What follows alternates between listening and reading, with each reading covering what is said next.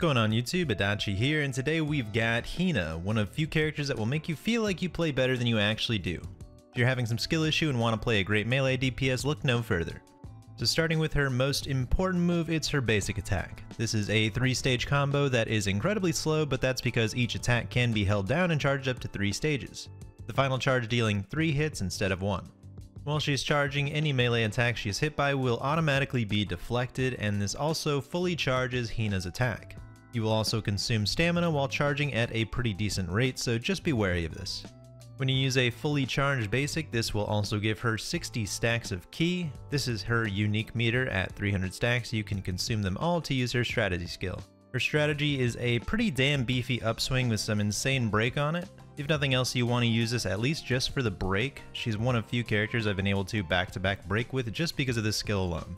Then her secondary, which does some modest break and damage, but it has 2 important aspects. One is the fact that it gives the same amount of ki as her primary and is much faster to pull off. Important for the future if we can create some insane strategy skill multiplier build. It's also her biggest gap closer. Now, all of her skills actually propel her forward a bit, which is amazing. I'm looking at Yu-Gi-Oh! But if you need to close the distance, this is your go-to. What's crazy about Hina is pretty much all of her moves are useful, and her ult is no exception. This is a 1-cost tension move that will apply tension, which is taunt to all enemies for 30 seconds. It also breaks all of their defense by 30% for 30 seconds as well. This not only gives you access to hegemony tension cards for various boosts, it also is just useful if you want to throw Hina on AI, as she's really competent in that spot. She will counter like crazy, and because of this, she's actually pretty durable. And then her chain skill is a chain skill. Final tidbit, from what I've seen, it doesn't seem like the deflect on her basic attack inflicts any break. If it does, it's really small, so regular counterattacks still have their place. And although she has some pretty great break, do know, as with all characters, her basic will not trigger a break unless it's the 3rd stage, so I just like to throw out her secondary when I see a break can be popped. Also, all of her attacks can be cancelled with a regular counter except her strategy. None can be cancelled with a dodge. Going into Hina's passive, her first one will boost the damage of a fully charged basic, adding 144% action damage to the first 2 stages and 216% on the last per level. At max, this is an additional 720% for the first 2 and 1080 for the last. Her second passive, for 30 seconds after using her ult, when she does a fully charged basic, she will do an additional AoE attack around herself. This additional attack does 400% action damage per level, at cap doing 2000%. Now, although it looks pretty cool with the eruption around her, it is worse than just boosting her first passive. So with that said, you want to dump into her first passive, then the rest into action damage. Her first passive doesn't have a conditional and will just boost the damage of each hit of her basic charges, which is what you'll be spamming pretty much the entire fight. At max, on the first 2 hits of her basic, this will boost the total action damage by 2160%, so it is pretty interesting with how limited potential gems are that they didn't make the second passive a little more enticing. Again, it does look pretty damn cool though, so maybe a cheeky point for the cool factor. For gear, you want to run an attacker set. This is most important just to boost her charge attacks, as it's what you'll spend most of your fights doing.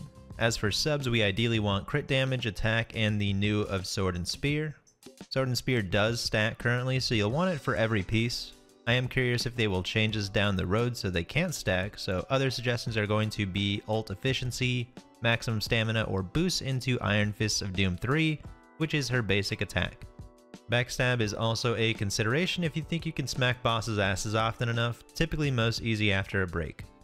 Onto her dupes, her first kit will give her 15 additional ki to her charge basics and secondary, and when you deflect successfully with her basic, it will grant an additional 25 ki. This one alone is pretty decent if you care about her break values, as this cuts down 5 charge attacks per strategy to 4 per strategy. If you deflect each hit, then this cuts it down to 3 charge attacks. At 3 dupes, this fully charges her next basic attack after a successful counter. I think this is referring to a regular counter attack, as a basic deflect fully charges anyway. This is nice to have, as sometimes it's easier just to counter instead since there's no windup, unlike her charge attacks. At max dupes, this will double the damage of her secondary attacks if used right after a fully charged basic, and grant an extra 50 stacks of ki. This one, I'll be honest, I feel like I'm missing something. Although if this accounts for all boosts, I can make a case for it if you dump your potential gems into action damage over her first passive, as at max this brings the action damage of her secondary to 300%, and with its doubled conditional would bring it to a total of 1800% action damage, which isn't too bad as supplemental damage. Overall, seems like it'd be neat to test around with, but definitely not a game changer. I'd say overall you'd like one dupe for more comfort and everything else is pretty decent. For Hina's teammates, I'd say you ideally want a breaker and another DPS or some form of support. A breaker will help keep tension up so she can keep her ult debuff active. Up to you, I like Kazuki, and with recent changes, Senju now opens up. As for support or DPS, use what you like. Geo is nice to stack defense breaks. Iroha is always nice for some break or just to rock an ult build. Up to you. Currently I've been running Kazuki and Geo, which is comfy. Otherwise I'd probably swap Geo for Semba for some damage and heals. Yo works for that as well. For tensions, I'm just going to throw a compiled list of images with the new update that brings us new cards, and I think due to Hina's playstyle a lot opens up for her. If you're ever wondering what a card is, you can almost always check in the card shop to look at cards.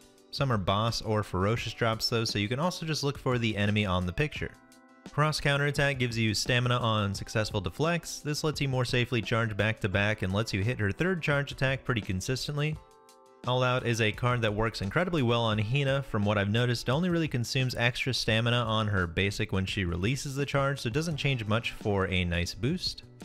Rejection Impulse helps keep tension up if you need that, like with an ult-based team.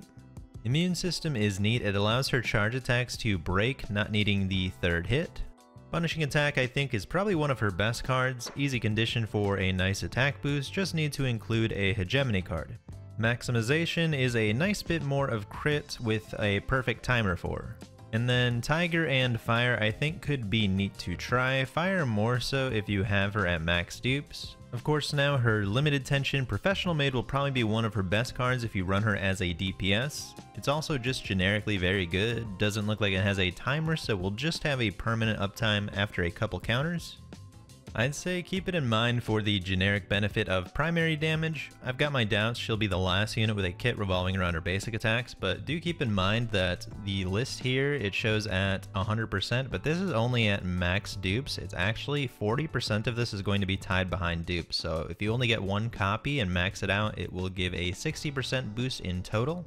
This seems to be a change for all new cards with the Chapter 3 update, so just keep that in mind for any tension cards going forward. When it comes to actually playing Hina, it's pretty much as simple as it sounds. You want to charge her basic as much as possible, always wanting to charge up to the max level 3 as it does way more damage and fills her gauge. Then when it's full, you pop her strategy, then gap close with her secondary when you need to. Utilize her ult for the defense break while you can, but stay cognizant of your tension cards as a lot of cards she would like to use require level 2 tension. Also, always keep in mind there's a little bit of a wind-up for charge attacks when you need to counter. If you don't think you have time for it, then it might just be safer to dodge or use a regular counter. Thanks everyone for watching, hope this was helpful. Let me know what you think of Hina below. Is she overhyped or exactly what you were looking for? As always, like, dislike, subscribe, or don't. See ya!